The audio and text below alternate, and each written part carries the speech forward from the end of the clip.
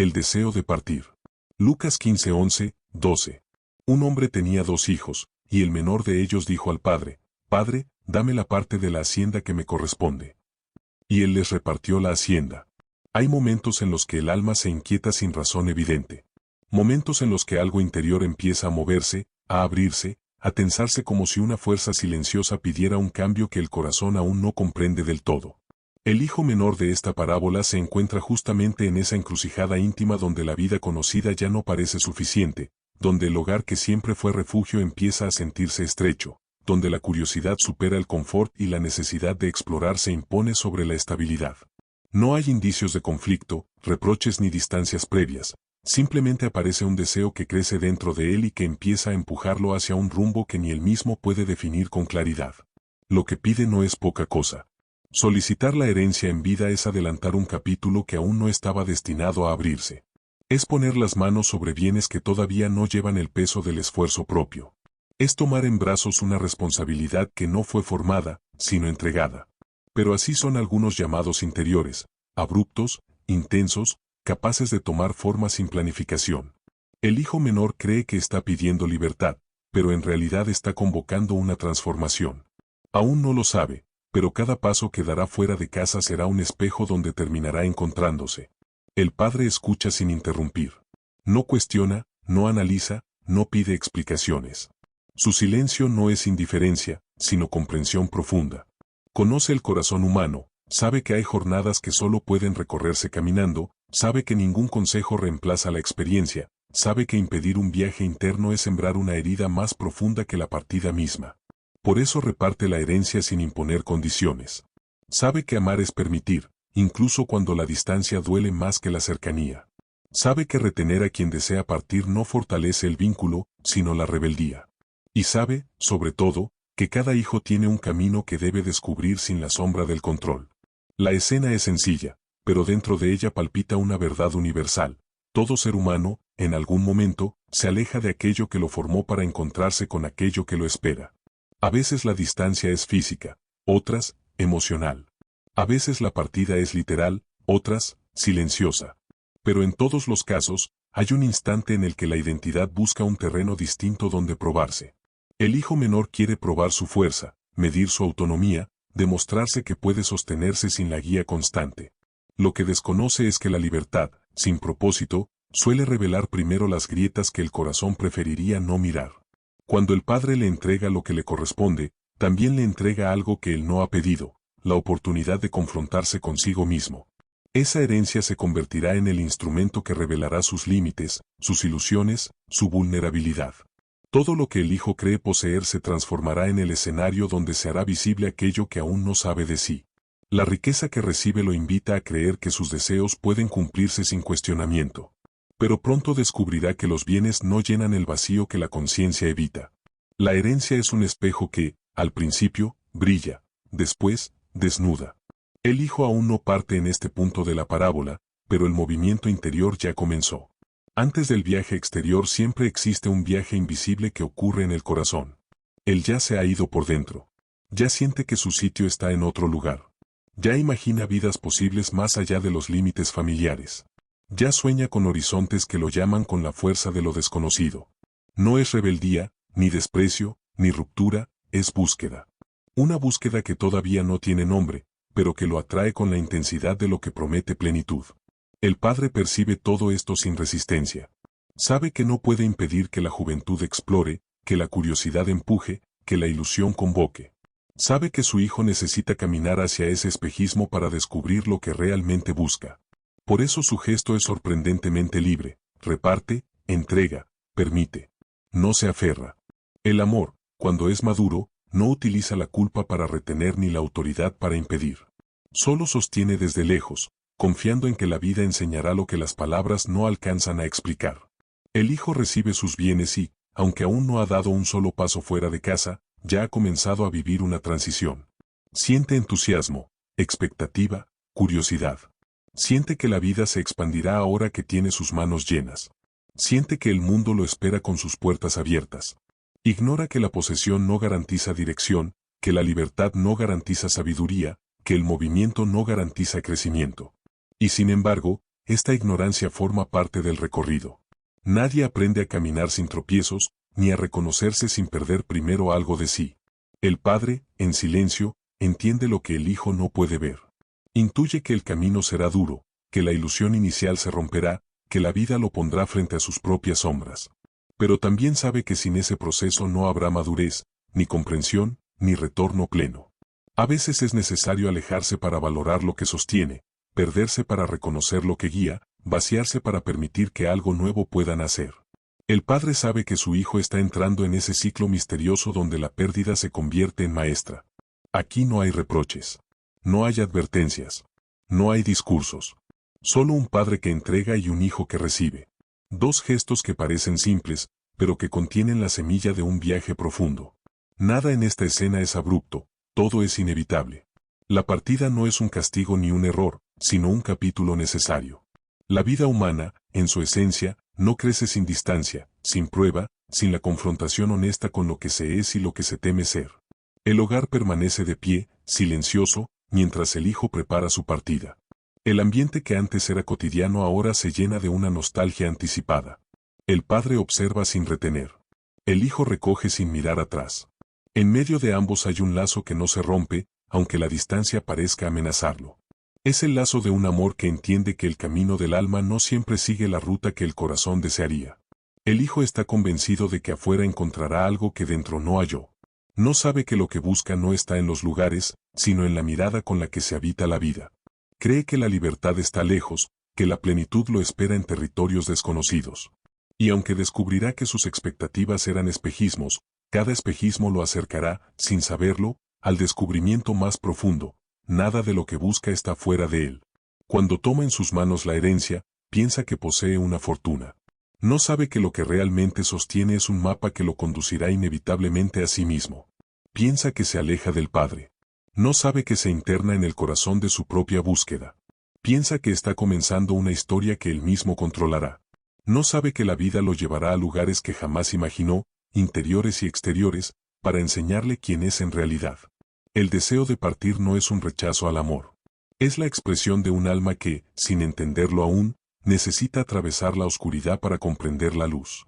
Necesita probar su fuerza para reconocer su fragilidad. Necesita caminar lejos para entender lo que significa realmente volver. La ilusión de una libertad sin raíces. Lucas 15, 13. No muchos días después, juntándolo todo el hijo menor, se fue lejos a una provincia apartada, y allí desperdició sus bienes viviendo perdidamente. Hay decisiones que se precipitan sin reflexión, impulsadas por el entusiasmo de quien cree que la vida se abrirá ante él sin resistencia. El hijo menor, apenas recibe su herencia, comienza a juntar lo que considera suyo, no con la serenidad de quien organiza un futuro, sino con la urgencia de quien teme que la oportunidad pueda escaparse si no se toma de inmediato. Su corazón no observa con detenimiento, se lanza. Siente que la libertad recién adquirida debe aprovecharse antes de que las dudas puedan alcanzarlo. La parábola dice que no pasaron muchos días antes de que él partiera. Esa premura revela el estado de su alma. La inquietud que nació silenciosamente en el bloque 1 ahora se ha convertido en una fuerza que impulsa cada movimiento. Él no desea comprender, desea escapar. El hogar que le sostuvo por años ya no es refugio, sino un recordatorio de todo aquello de lo que quiere distanciarse. No hay desprecio, pero sí una convicción ingenua de que la vida verdadera se encuentra en algún lugar donde no exista memoria de su origen. Su partida no es meticulosa ni prudente. Junta todo, como quien recoge los fragmentos de una aspiración aún difusa, y se marcha sin mirar atrás. Busca un territorio donde ningún rostro le recuerde quién ha sido, donde las expectativas no le sigan, donde el peso del hogar no lo alcance. Cree que existe un allá donde podrá empezar sin condicionamientos, como si el alma pudiera desprenderse de sí misma simplemente cruzando una frontera geográfica. Se dirige hacia una provincia apartada. La distancia no es pequeña, y la elección del lugar parece revelar un deseo de borrarse temporalmente de la historia familiar. Necesita un espacio suficientemente lejano para sentir que está construyendo algo propio. Quiere un escenario donde nadie lo conozca y donde él pueda definirse según sus impulsos y no según lo aprendido. En esa lejanía encuentra una ilusión de poder, cree que la distancia le permitirá reinventarse. Pero la distancia solo cambia el paisaje, no cambia el corazón que lo habita. Al llegar a ese territorio desconocido, la herencia en sus manos le da una sensación de poder que nunca había experimentado. No se trata solo de dinero, sino de la energía simbólica que él cree que el dinero representa. Siente que ahora posee un destino propio, un control sobre su existencia que antes no tenía. Y entonces comienza a gastar. No porque necesite algo, sino porque el gasto le permite sentir que la libertad es real. Su vida se vuelve una serie de decisiones impulsivas. Cada día trae consigo una nueva distracción, una nueva compañía superficial, una nueva ocasión para consumir lo que posee sin pensar en lo que vendrá. Él cree que la abundancia durará. Cree que los bienes son un sustituto del propósito. Cree que la emoción del momento es suficiente para darle sentido a su búsqueda. La parábola describe este comportamiento con una frase simple, pero contundente: vivió perdidamente. Vivir perdidamente no significa únicamente malgastar bienes. Significa malgastar el alma. Significa poner la propia identidad en manos de experiencias pasajeras, entregarse a lo efímero como si en ello se encontrara la plenitud. Significa confundir movimiento con significado, intensidad con profundidad, ruido con vida.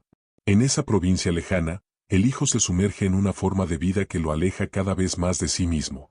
Aunque cree que está encontrando libertad, lo que está experimentando es desconexión.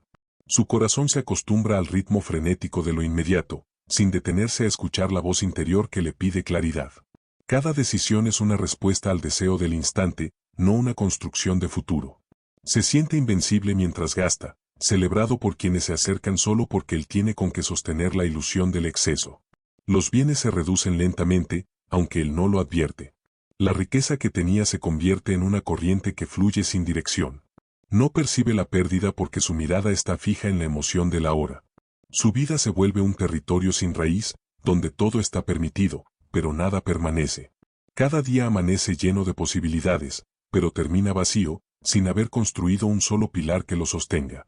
La libertad que tanto ansiaba comienza a mostrar su fragilidad. Lo que parecía una expansión se transforma en desorientación. Lo que parecía descubrimiento se vuelve desgaste. Las personas que lo rodean se multiplican mientras él tiene algo que ofrecerles, pero ninguna de ellas le conoce realmente, ninguna es un refugio, ninguna se queda más allá del interés. La provincia lejana se convierte en un espejismo que refleja todo lo que él quiere olvidar, pero también todo lo que teme enfrentar. El alma no se pierde de un solo golpe, se pierde lentamente, dispersándose en decisiones pequeñas que parecen inofensivas. El hijo no nota que está perdiendo su capacidad de ver lo esencial. Se acostumbra a escuchar solo las voces que celebran su momento, sin advertir que esas voces desaparecerán tan pronto la fuente se agote. Su identidad empieza a fragmentarse. Ya no es hijo, ya no es hermano, ya no es aprendiz del hogar donde creció. Ahora es alguien que se define únicamente por lo que puede gastar, por lo que puede ofrecer a otros desde una abundancia que no nació de él. La distancia física se ha convertido en distancia interior. Lo que al principio fue deseo de libertad ahora es desconexión profunda. Se ha separado de aquello que le dio forma, pero aún no descubre quién es sin ese fundamento. Y mientras más intenta sostener la imagen de independencia, más se hunde en la sensación de que su vida avanza sin dirección. Los bienes que llevó consigo no eran una reserva infinita. Eran finitos, limitados, vulnerables al exceso. Y un día, casi sin darse cuenta, la fuente se agota. El hijo menor queda vacío en un territorio que no conoce, rodeado de personas que no se quedan, frente a un panorama que ya no es promesa, sino consecuencia. La ilusión finalmente se rompe, y con su ruptura aparece un silencio nuevo, uno que no había experimentado desde que partió, el silencio de la conciencia. Ese silencio no acusa, pero tampoco consuela. Solo revela. La libertad sin raíces no libera, desorienta. La independencia sin propósito no construye, dispersa. Y el hijo, en esta escena, comienza a comprenderlo sin que todavía lo pueda nombrar. Está lejos del hogar, lejos de su padre, lejos de la vida que conoció, pero sobre todo, está lejos de sí mismo. No sabe aún que esta lejanía será el inicio del regreso. Toda búsqueda auténtica exige un punto en el que se acepta que lo que se perseguía no estaba afuera.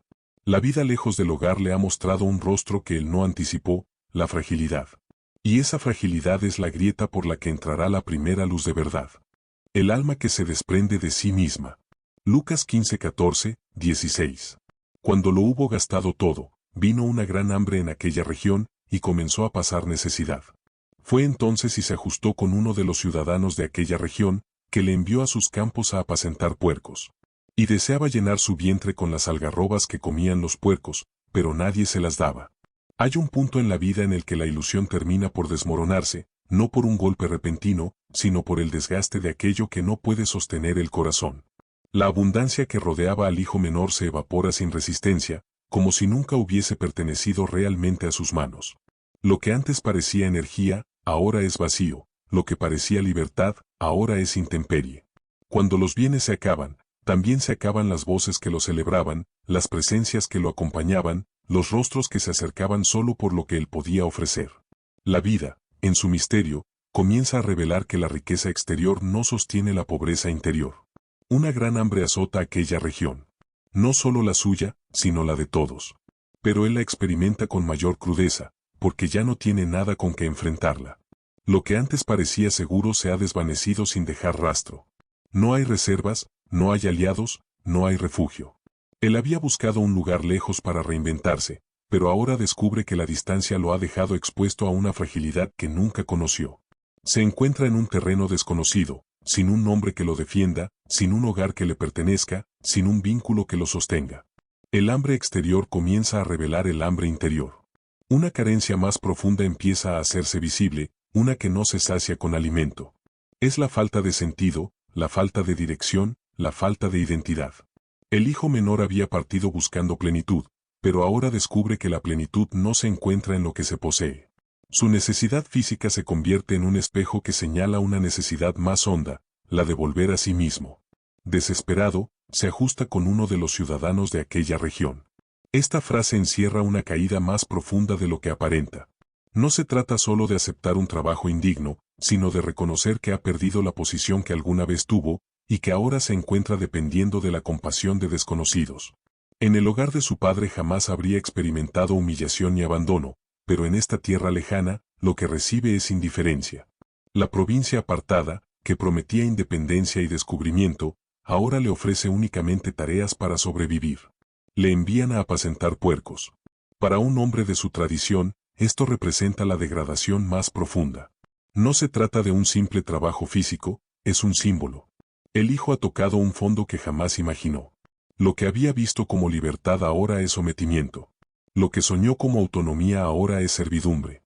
Lo que imaginó como un despertar ahora se revela como extravío. El alimento de los puercos se convierte en su deseo. No porque sea atractivo, sino porque el hambre ha alcanzado una intensidad que no se puede disimular. Esta escena no retrata solo la miseria física, sino una miseria del alma. El hijo menor ha probado lo que significa vivir sin raíz, sin norte, sin pertenencia. Su corazón, que antes se llenaba de ilusiones, ahora se llena de un vacío que no encuentra forma de escapar.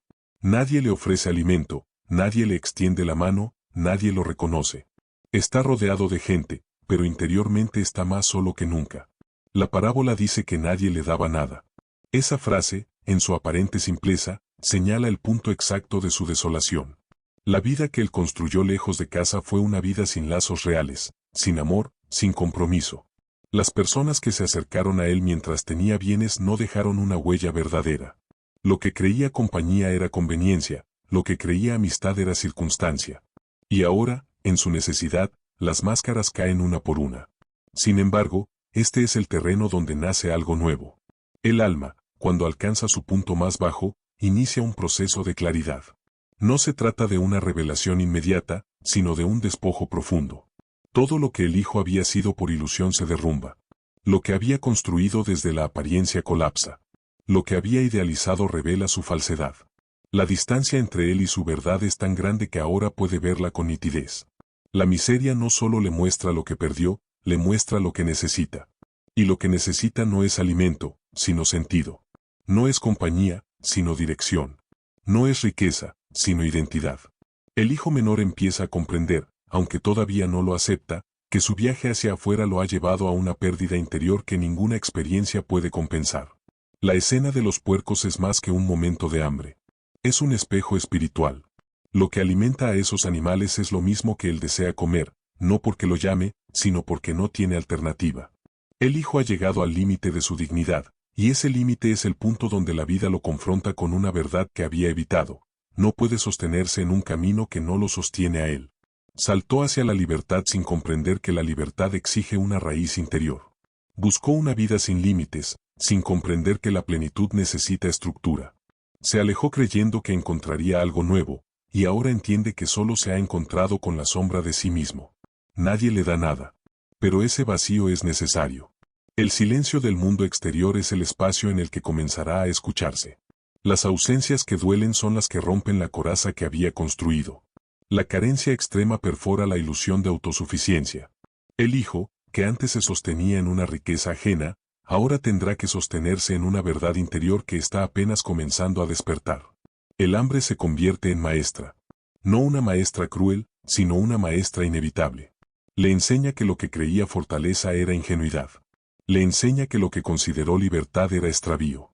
Le enseña que lo que celebró como independencia era, en realidad, un intento fallido de escapar de sí mismo. Y ahora, sin nada que lo distraiga, sin nada que lo sostenga externamente, comienza el lento retorno hacia la lucidez. Aunque todavía no ha dado el primer paso de regreso, este es el punto donde su alma empieza a girar hacia la verdad. El hijo no lo percibe, pero el hambre que lo rodea está abriendo una grieta a través de la cual comenzará a entrar la luz. Una luz que no es externa, sino interna, la luz de reconocerse, la luz de recordar, la luz de comprender que la raíz nunca estuvo en los bienes, ni en la distancia, ni en los sueños de autonomía, sino en un vínculo que sigue vivo, aunque él se haya alejado de él. La caída es profunda. Pero ninguna caída es definitiva cuando el alma aún conserva la capacidad de escuchar. Y en esta escena silenciosa, apartado en un campo ajeno, rodeado de animales que comen lo que él anhela, comienza a revelarse la verdad que lo conducirá, sin que él lo sepa aún, al camino de regreso. La caída silenciosa. Lucas 15, 17. Y volviendo en sí, dijo, ¿cuántos jornaleros en casa de mi padre tienen abundancia de pan, y yo aquí perezco de hambre? Hay momentos en los que el alma, después de haber tocado fondo, deja de luchar contra la realidad y se rinde a la verdad. Esa rendición no es derrota, es revelación. El hijo menor, perdido entre el hambre y la soledad, llega a ese punto en el que el cansancio deja de ser solo físico y se vuelve una grieta por la que comienza a filtrarse la claridad. No es una claridad luminosa, sino tenue, como el primer rayo que entra en una habitación que ha permanecido cerrada durante demasiado tiempo. En ese estado, el hijo experimenta algo que no había sentido desde su partida, un despertar interior. Volviendo en sí. Esta expresión no describe un regreso a la cordura, sino un regreso a la verdad. Significa que el hijo, por primera vez desde que pidió su herencia, puede mirarse sin la distorsión del deseo, sin la arrogancia de la ilusión, sin la neblina de la autosuficiencia. Volver en sí no es recordar el pasado, es recordar quién se es. Es reconocer que la búsqueda que emprendió no tenía fundamento y que la distancia que creó no llenó el vacío que esperaba resolver. En medio de la miseria que lo rodea, surge un pensamiento que ilumina su conciencia. En la casa de su padre, incluso los jornaleros tienen abundancia. No es envidia lo que siente, ni nostalgia romántica. Es la evidencia de una verdad que había olvidado. Su padre es un hombre cuya generosidad alcanza a todos, incluso a quienes no llevan su nombre. Él, que fue hijo, que fue heredero, que tuvo un lugar asegurado en ese hogar, ahora perece de hambre mientras los trabajadores de su padre viven con dignidad. Esta comparación no nace del resentimiento, sino de la comprensión. La vida que escogió no solo lo alejó del amor, sino también de la abundancia más simple, la abundancia de un pan compartido en una mesa familiar. El hijo no recuerda la comodidad de su hogar, sino su esencia. Recuerda la bondad. Recuerda la dignidad. Recuerda el orden que sostenía cada día. Y en ese recuerdo comienza a desmoronarse la construcción artificial que había levantado en la provincia lejana. Todo lo que había creído necesario se vuelve insustancial frente a la imagen de una mesa donde incluso los jornaleros tienen pan suficiente. Esa imagen no es un reclamo, es un llamado. Un llamado que no viene del pasado, sino de su interior, donde aún permanece viva la memoria de un amor que no se perdió con la distancia. El hijo reconoce algo que hasta ahora había evitado, está pereciendo de hambre. No es solo un hambre física, sino un hambre interior, un hambre de sentido, de propósito, de identidad. La vida que buscó lejos de casa lo ha vaciado de todo aquello que lo sostenía. Y ahora, sin más ilusiones que lo distraigan, puede ver la magnitud de su caída. Pero lo que descubre no lo condena, lo despierta. El reconocimiento de la necesidad es el primer acto de humildad. Humildad que no se impone desde fuera, sino que surge cuando el alma se queda sin refugios falsos. El Hijo no culpa a nadie. No se justifica. No intenta suavizar lo que vive con explicaciones. Solo acepta lo que es. Y en esa aceptación comienza a nacer un nuevo camino. El pensamiento de volver a su Padre no es aún una decisión, pero es el inicio de un movimiento interior que lo llevará hacia la reconciliación. Antes de regresar físicamente, debe regresar espiritualmente. Y ese regreso comienza con la verdad: yo aquí perezco de hambre. Esa frase no es lamento, es revelación. La conciencia despierta siempre inicia ahí, en el reconocimiento de lo que se ha perdido, de lo que se ha roto, de lo que se ha abandonado. La miseria no es el castigo de su imprudencia, sino el escenario que le permite ver con claridad lo que antes no podía distinguir. La caída silenciosa revela que el fondo no es un lugar de muerte, sino el punto donde la vida decide comenzar de nuevo. En ese instante, el Hijo se mira sin evasión. Comprende que la libertad que buscó no era libertad verdadera, sino un intento de desligarse de una raíz que nunca dejó de pertenecerle. Percibe que la independencia que soñó no era más que una separación de lo que lo sostenía. Y ahora, en este estado de vulnerabilidad extrema, descubre que la vida sin vínculo no se sostiene, que la autonomía sin identidad se disuelve, que la distancia sin propósito se convierte en desolación. Pero este despertar no está teñido de desesperación. Tiene una quietud que no había sentido antes. Es como si la miseria lo hubiese vaciado de todo aquello que lo distraía y, en ese vacío, comenzara a escucharse algo nuevo, la verdad de su propia necesidad. La necesidad es una maestra que habla con pocas palabras, pero con una fuerza que transforma. No señala culpables, señala caminos. No humilla, abre los ojos. No hunde, revela dónde está la superficie. El Hijo empieza a comprender que en la casa de su Padre hay una mesa que siempre ha estado servida, un hogar que siempre ha sido refugio, un amor que nunca dejó de incluirlo. Y aunque todavía no sabe cómo regresará, aunque no imagina cómo será recibido, aparece dentro de él la primera chispa del retorno, recordar el corazón del Padre. Su caída no ha sido castigo, sino despojo. Y en ese despojo descubre lo que realmente vale. Lo que perdió no fueron solo bienes, perdió la dirección de su alma. Y lo que está recuperando no es solo memoria, es conciencia. La conciencia de que todo lo que buscaba lejos de casa ya estaba presente en el amor que lo esperaba sin condiciones. Todavía no se atreve a llamarlo regreso, pero su alma comienza a inclinarse hacia esa posibilidad. En el silencio del campo donde cuida puercos, donde nadie le da nada, donde su vida parece no tener testigos, ocurre la transformación más profunda: el Hijo vuelve en sí. Ese movimiento interior es más grande que cualquier viaje exterior. Volver en sí significa reconocerse como alguien que desea vivir, alguien que necesita dirección, alguien que no fue diseñado para la miseria del olvido, sino para la dignidad del amor. El Hijo todavía está lejos de casa, pero ya no está lejos de sí mismo. Y ese es el inicio del camino que lo llevará, paso a paso, hacia el abrazo que todavía no imagina. El hambre que revela la verdad. Lucas 15, 18. Me levantaré e iré a mi Padre, y le diré: Padre, pequé contra el cielo y ante ti. Hay pensamientos que no nacen de la lógica ni de la planificación, sino del alma que finalmente ha sido despojada de todo aquello que la mantenía adormecida. El hijo menor, aún rodeado de miseria, pronuncia dentro de sí palabras que son más que una resolución, son el primer brote de humildad auténtica. Antes de levantarse físicamente, se levanta interiormente. Antes de emprender el retorno al hogar, emprende el retorno a la verdad. Me levantaré e iré a mi Padre. Esta frase no es un plan estratégico, es una confesión silenciosa de que la vida no puede continuar desde el lugar donde se ha detenido. No se levanta porque la situación lo obliga, se levanta porque ha recuperado la lucidez. La necesidad ha rasgado la ilusión que lo dominaba y ahora él puede ver el camino con una claridad que antes no tenía. La miseria le mostró el límite de sus fuerzas, pero también le abrió un espacio donde la esperanza vuelve a entrar.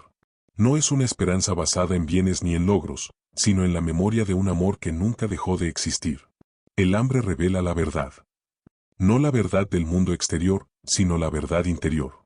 Esa verdad que había sido ocultada bajo el deseo de autonomía, bajo la necesidad de probarse, bajo la ilusión de un futuro que se derrumbó con el primer viento.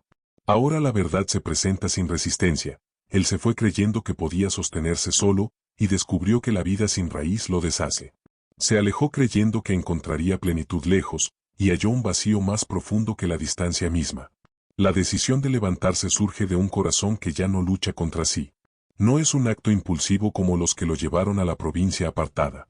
Es un acto sobrio, sereno, cargado de una madurez que nace del dolor. El sufrimiento, cuando no endurece, purifica. El hijo menor ha sido purificado por la evidencia de su propio límite. Ya no quiere huir, ya no quiere probar nada, ya no quiere sostener una imagen. Quiere volver. Y ese deseo es el inicio de su restauración. Cuando dice iré a mi padre, no se refiere a una figura de autoridad, ni a un hogar físico, ni a una responsabilidad que lo espera. Se refiere a un vínculo que permaneció intacto a pesar de la distancia. El padre representa la memoria de un amor que no exigía perfección, un amor que lo nombraba hijo incluso antes de que él supiera lo que significaba serlo. Volver al padre es volver al origen, volver a la esencia, volver al lugar donde su identidad no dependía de lo que tenía, sino de lo que era. El hijo no regresa buscando derechos. Regresa reconociendo lo que había negado, que su extravío no fue solo un error, sino una desconexión. Pequé contra el cielo y ante ti. No dice estas palabras para ganarse el perdón, sino porque su corazón ya la siente. No habla desde la vergüenza que paraliza, sino desde la humildad que libera. Pecar, en este contexto, no es cometer una falta moral, es apartarse de la verdad.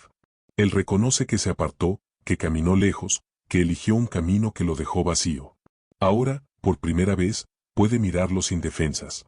El hijo no piensa en cómo será recibido. No imagina un abrazo ni un rechazo, solo sabe que necesita regresar.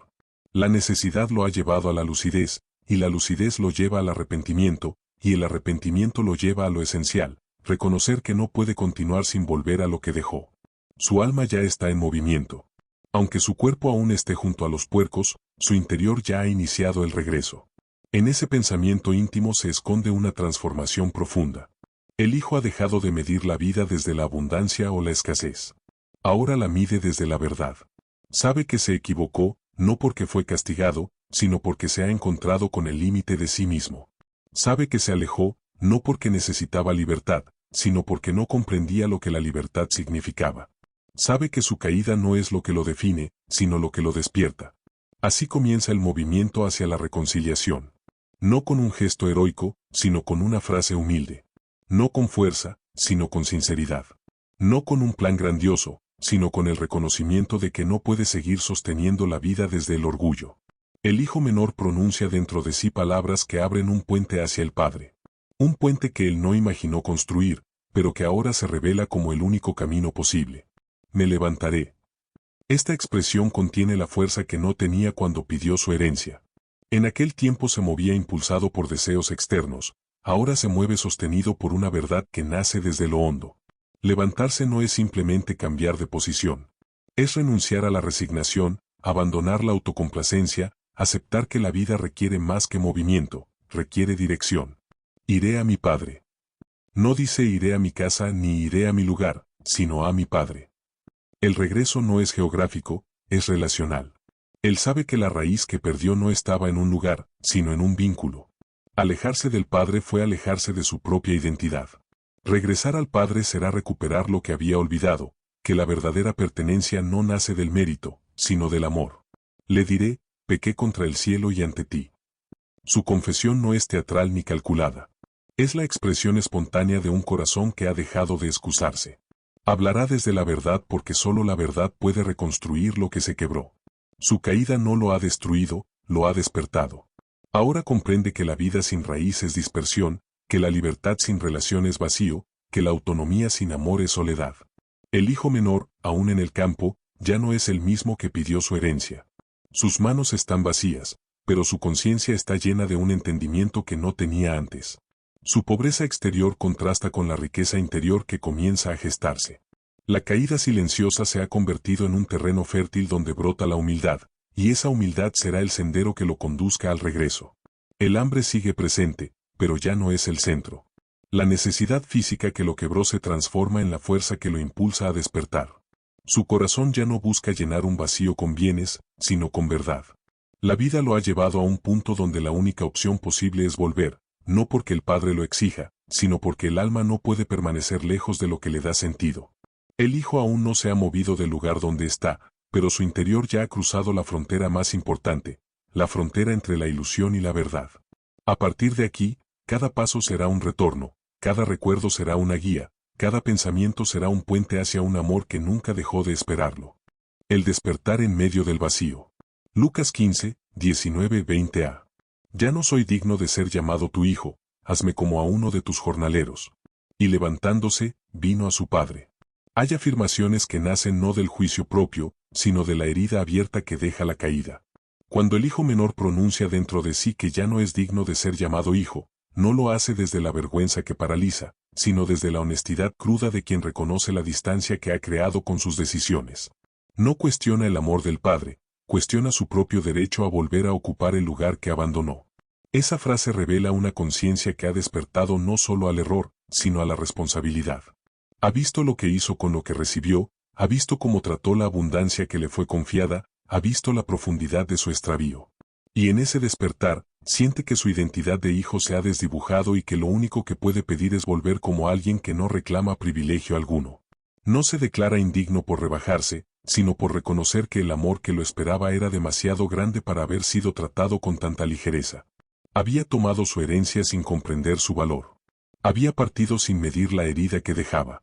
Había vivido como si su decisión no tuviera consecuencias.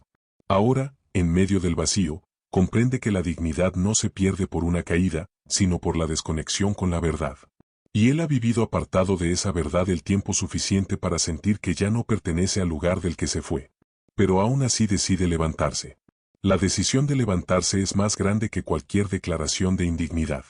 Levantarse es reconocer que el amor del Padre tiene un peso que ala incluso cuando la culpa intenta detener el movimiento. Levantarse es creer, aunque sea tenuemente, que el regreso todavía es posible.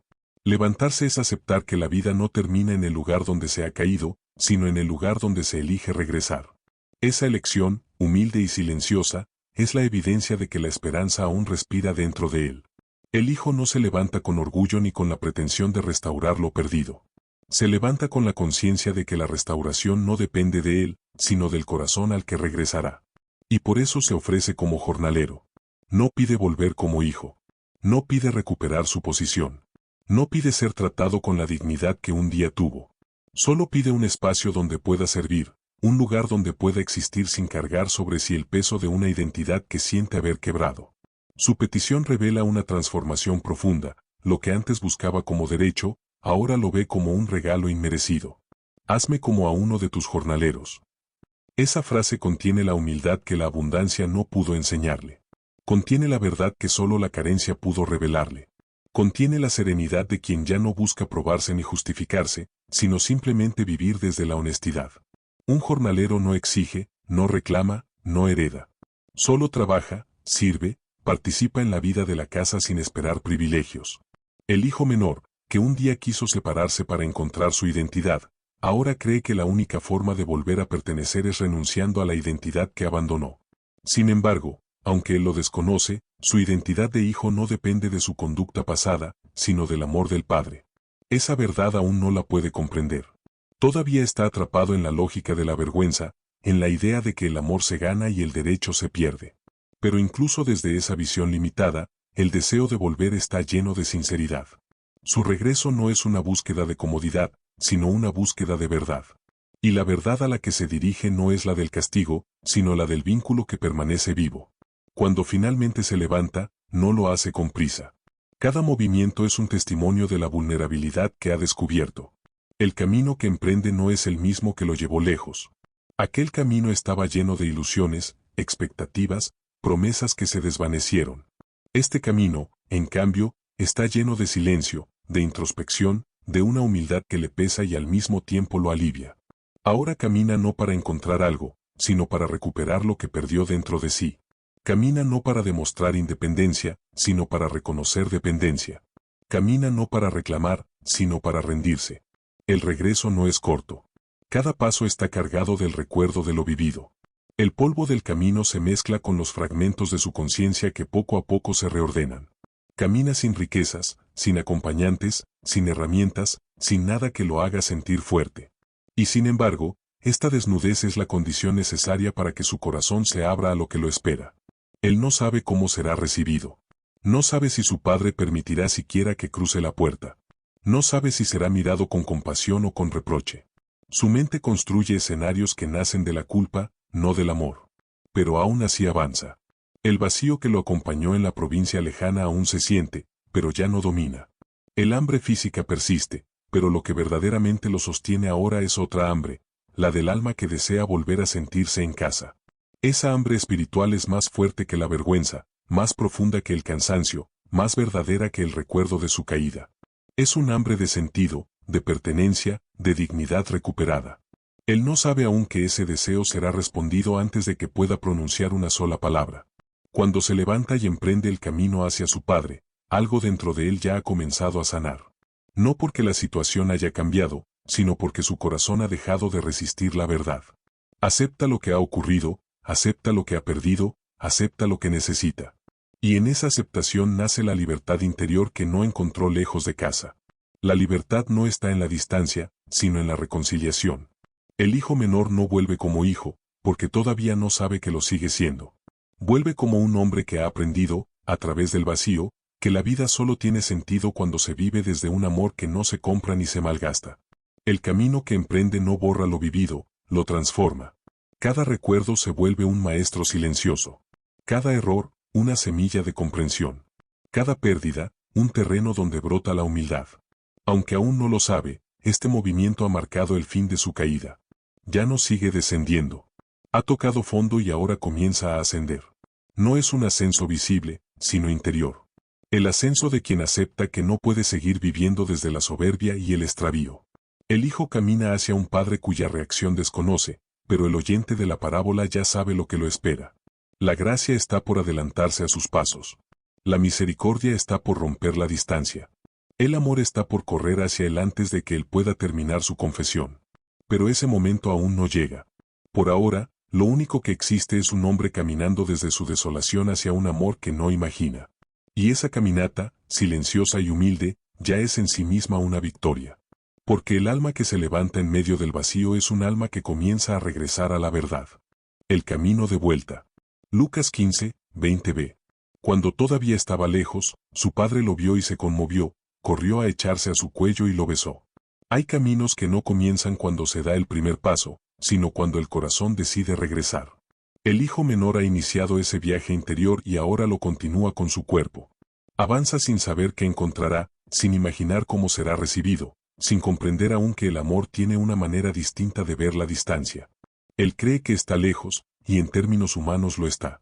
Pero para el corazón del padre no hay distancia que pueda impedir el reconocimiento de un hijo que vuelve herido.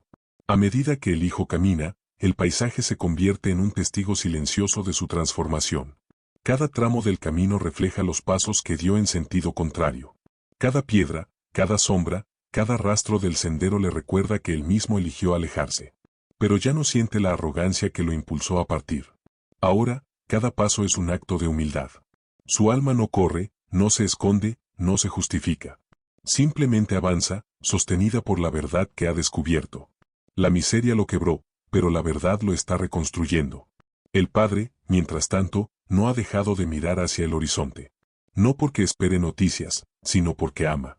No porque piense que su hijo regresará necesariamente, sino porque su corazón no sabe cerrar la puerta de la esperanza. Lo que el hijo no sabe es que el padre siempre lo ha esperado, no con ansiedad, sino con paciencia amorosa. El padre ha comprendido desde el primer día que el camino del hijo debía pasar por la caída. No lo celebra, pero lo entiende. No lo desea, pero lo acepta. Su amor nunca dejó de abarcar el extravío. Cuando el hijo aparece a lo lejos, aún sin haber cruzado ningún umbral visible, el padre lo reconoce. No reconoce su apariencia, que seguramente ha cambiado, ni su ropa desgastada, ni su andar cansado. Reconoce algo más profundo, la forma en que un hijo carga su historia. La distancia entre ambos no impide que el amor vea lo que los ojos no alcanzan. Y el padre, al verlo, no piensa en lo que perdió, ni en lo que el hijo desperdició, ni en los días que estuvo ausente. Piensa en la vida que vuelve. La conmoción del padre no nace de la sorpresa, sino de la compasión. El amor verdadero no espera explicaciones, se anticipa a ellas. No pide cuentas, abraza antes de preguntar. El padre corre. Ese gesto, en su cultura, es extraordinario. Los hombres de su edad y posición no corrían. Caminar era símbolo de dignidad y autoridad. Pero el amor no calcula dignidades ni se somete al protocolo. El amor corre cuando la vida vuelve a aparecer en el horizonte. Corre porque su corazón es más rápido que la lógica.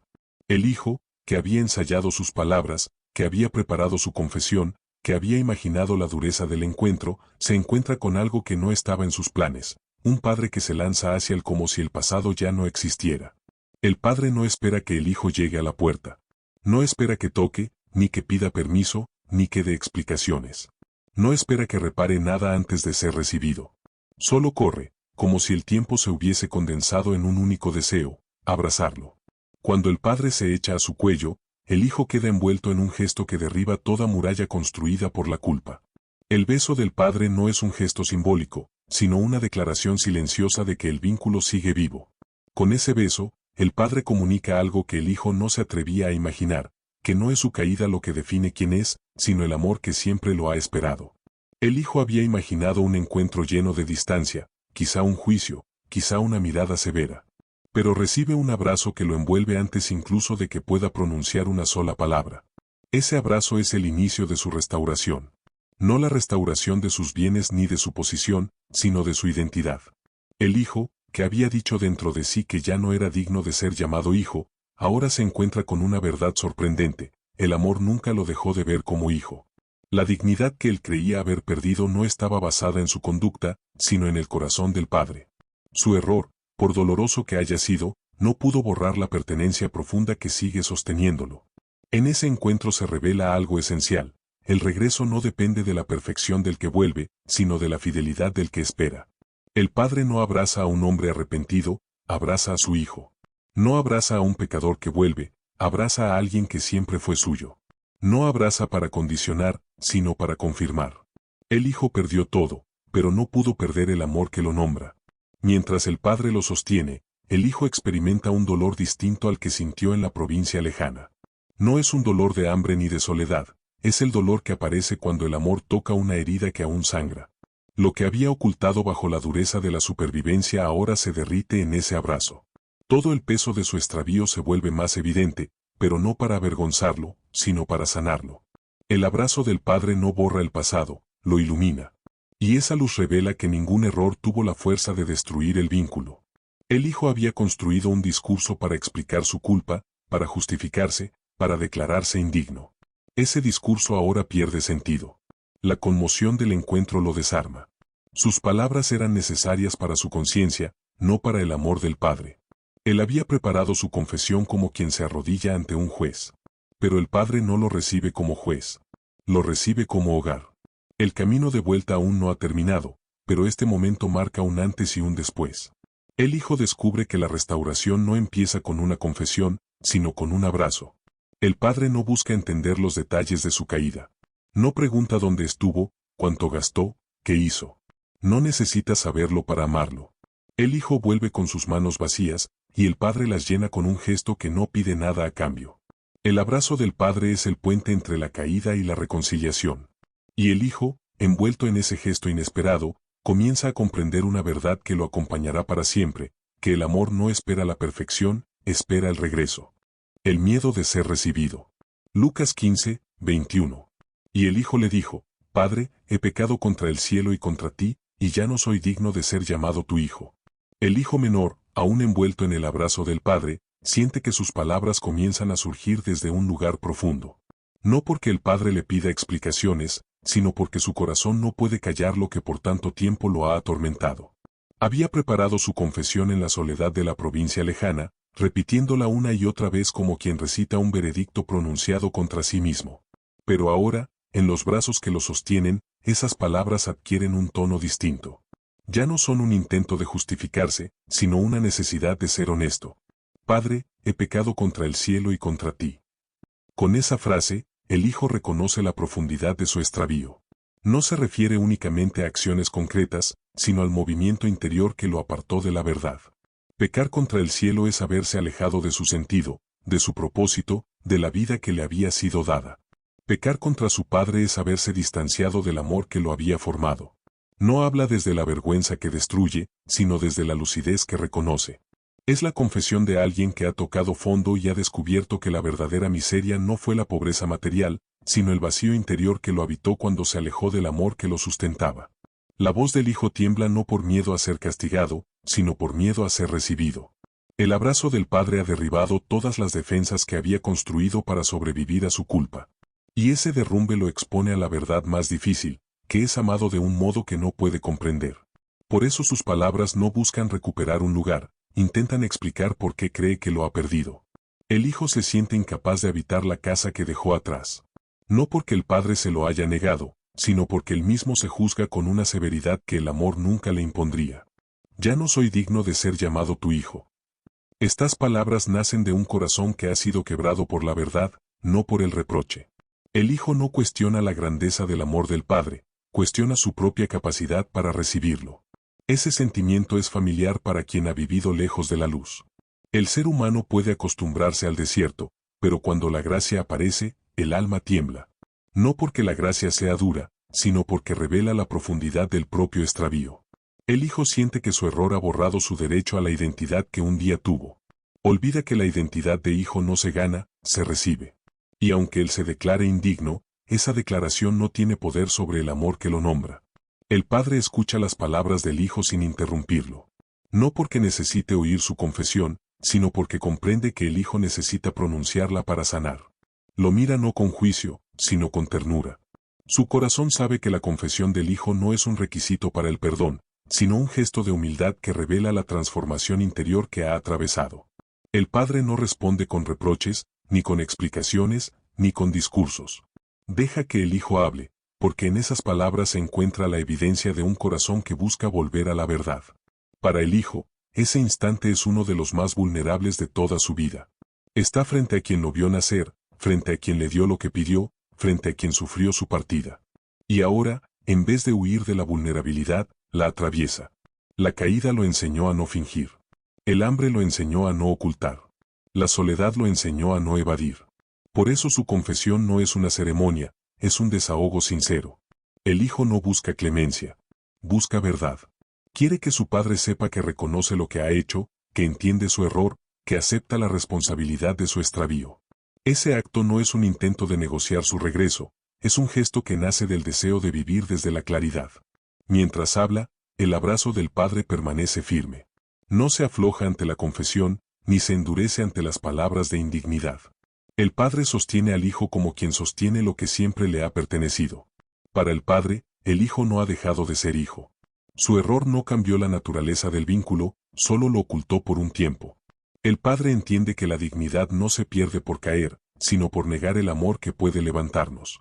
Y el hijo, mientras se declara indigno, comienza a sentir que la dignidad que creía perdida no depende de sus palabras, sino del abrazo que lo recibe.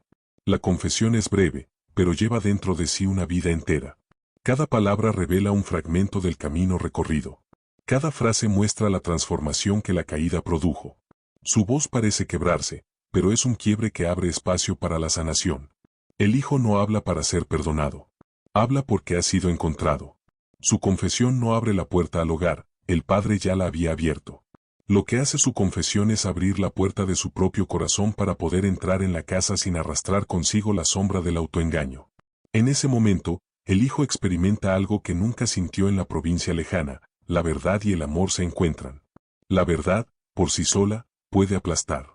El amor, por sí solo, puede volverse ilusión. Pero cuando se unen, sanan. La verdad del hijo está expuesta, el amor del padre la envuelve. Y en ese encuentro, la culpa pierde su poder.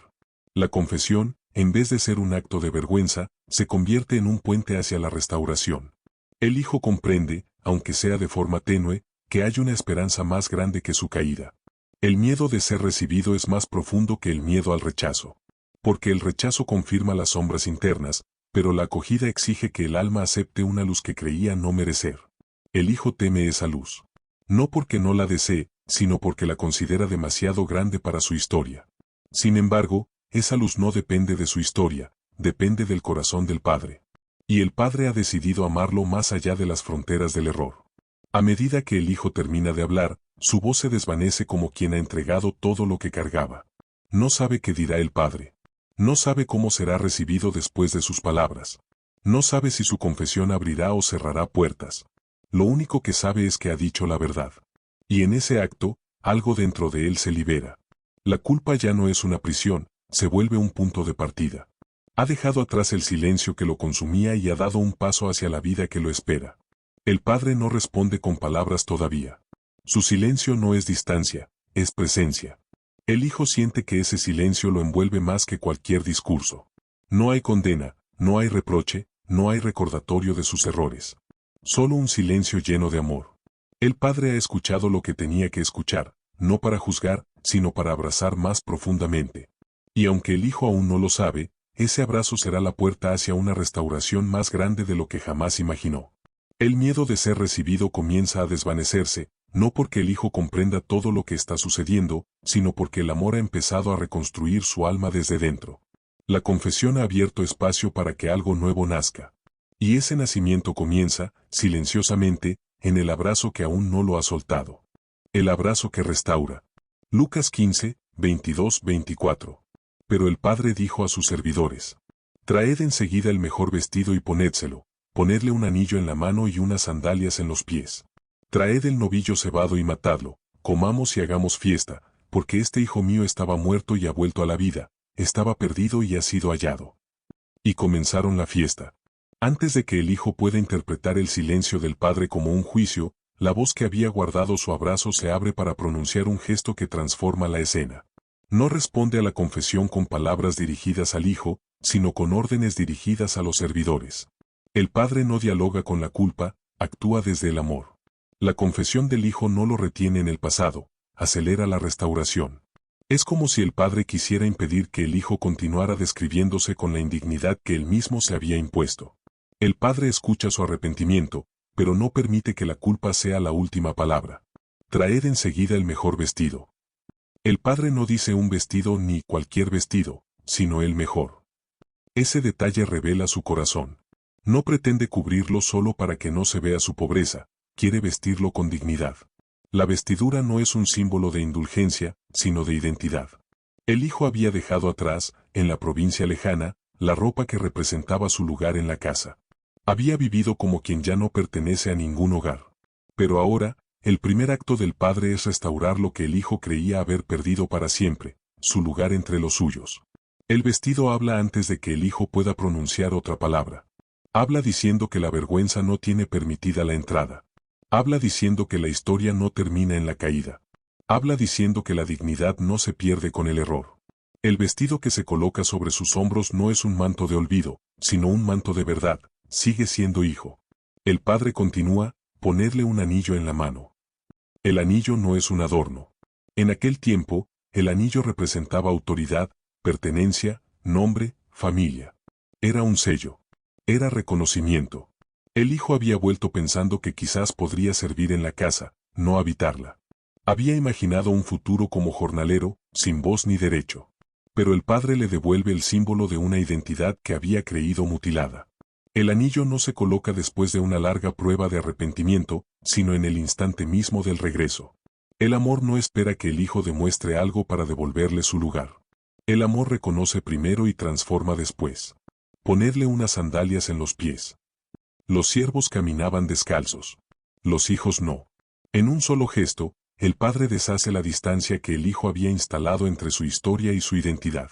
El hijo vuelve con los pies cansados, sucios, marcados por la ruta de su extravío.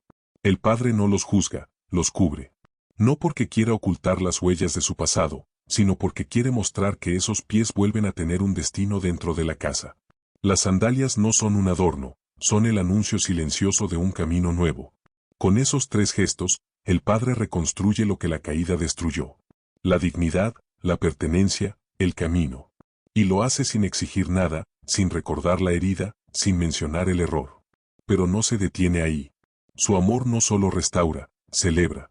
Traed el novillo cebado y matadlo, comamos y hagamos fiesta. La fiesta no es un premio. No es una exageración emocional. No es un acto impulsivo. Es un lenguaje. El padre habla en la sintaxis de la alegría. Y su alegría es tan grande que requiere un espacio compartido. El regreso del hijo no se guarda en el secreto de una conversación íntima, se proclama en un banquete abierto. Es como si el padre dijera que la vida, cuando regresa, debe celebrarse siempre públicamente. El hijo no entiende. Su corazón aún está temblando, aún está tratando de conciliar el abrazo recibido con el discurso que preparó. Todavía cree que es indigno, y ahora ve cómo se prepara una fiesta en su honor. Tal contraste lo desconcierta. No sabe dónde ubicarse. No sabe qué sentir. No sabe cómo aceptar lo que está sucediendo. Pero la fiesta no depende de su comprensión, depende del corazón del Padre. La alegría no espera permiso para irrumpir. Este hijo mío estaba muerto y ha vuelto a la vida. La frase del Padre no es una metáfora. El hijo había dejado de vivir en el sentido profundo. Había perdido la dirección, el propósito, el sentido. Había caminado por caminos vacíos como un hombre que respira pero no vive. Cuando el Padre dice que estaba muerto, reconoce la condición del alma cuando se aleja de su verdad. Cuando dice que vuelve a la vida, proclama lo que la gracia hace cuando se encuentra con la humildad. La vida no es simplemente existir, es pertenecer. Y el Hijo, al regresar, vuelve a habitar un espacio donde su vida encuentra sentido. Estaba perdido y ha sido hallado. No estaba perdido porque no supiera caminar, estaba perdido porque había olvidado quién era. El Padre no dice que lo recuperó, sino que lo halló. Encontrar implica un movimiento interno, reconocer en el otro lo que nunca dejó de ser. El Padre encuentra al Hijo porque nunca perdió su mirada sobre él. El extravío del Hijo no fue capaz de apagar el amor que lo buscaba más allá de la distancia. La fiesta comienza. No como un evento superficial, sino como el estallido natural de un gozo contenido durante demasiado tiempo. El Hijo, aún desconcertado, entra en un ambiente que no esperaba. Los rostros que antes lo habrían visto marchar en silencio ahora lo miran con asombro. Nadie sabe los detalles de su historia, pero todos presencian la fuerza del amor que lo recibe. No se celebra su pasado, sino su regreso. No se celebra lo que hizo, sino lo que ha vuelto a ser. En medio de la música, de los pasos que se mueven, del aroma del banquete que empieza a surgir, el Hijo experimenta algo que nunca conoció mientras vivió en la provincia lejana, la alegría de ser restaurado. No es una alegría que él produce. Es una alegría que lo envuelve. Es una alegría que nace del corazón del Padre y lo abarca sin pedir nada a cambio. El vestido, el anillo y las sandalias son signos exteriores de una verdad que ya ha comenzado a germinar en su interior. Ya no está delante del Padre como un hombre caído, está delante de él como un hijo recuperado. Y aunque su corazón todavía lucha por aceptar tanto amor, algo comienza a rendirse en su interior. La dureza que lo mantuvo distante se derrite. La voz que lo acusaba empieza a callar. La culpa pierde su trono. No todo está resuelto. No toda herida se cierra de inmediato. Pero el abrazo ha sembrado una verdad nueva, y esa verdad ahora crece dentro de él. El Hijo no volvió por la fiesta, ni por el vestido, ni por el anillo. Volvió porque la vida se había vuelto insoportable sin amor. Y ahora, en medio de la celebración, descubre que el amor es más grande de lo que imaginaba. No un amor que lo mide, sino un amor que lo levanta. No un amor que espera que sea digno, sino un amor que lo hace digno. Ese día, la casa entera se llena de una alegría que refleja algo más profundo, la dignidad restaurada de un alma que vuelve a su origen. Si esta historia ha tocado tu corazón, si en ella has visto un reflejo de tu propio camino, de tu propia caída y de tu propio regreso, te invito a suscribirte a este canal. Aquí encontrarás relatos que sanan, palabras que iluminan y reflexiones que te acompañarán en cada etapa de tu vida interior. El hermano que no comprende. Lucas 15, 25 o 27. Y su hijo mayor estaba en el campo, y cuando vino y llegó cerca de la casa, oyó la música y las danzas. Y llamando a uno de los criados, le preguntó qué era aquello. Él le dijo, tu hermano ha venido, y tu padre ha hecho matar el becerro gordo, por haberle recibido sano y salvo. Mientras la fiesta se despliega en la casa, mientras el aroma del banquete llena los pasillos, mientras la música anuncia que la vida ha regresado, otro corazón se encuentra en camino hacia ese mismo espacio, pero desde un paisaje distinto. El hijo mayor no vuelve de una provincia lejana, vuelve del campo, del lugar donde ha trabajado todos los días, sosteniendo la misma rutina y obediencia que siempre lo caracterizaron. Su andar es firme, no porque esté guiado por la alegría, sino por el hábito. Es un hombre acostumbrado a cumplir, a permanecer, a sostener sin preguntar. Es un hijo cuya vida se ha construido en torno a la responsabilidad. Al acercarse a la casa, escucha sonidos que le resultan extraños, música, risas, pasos acompasados. Nada de eso estaba previsto en su día. Nada de eso es consecuencia de su trabajo.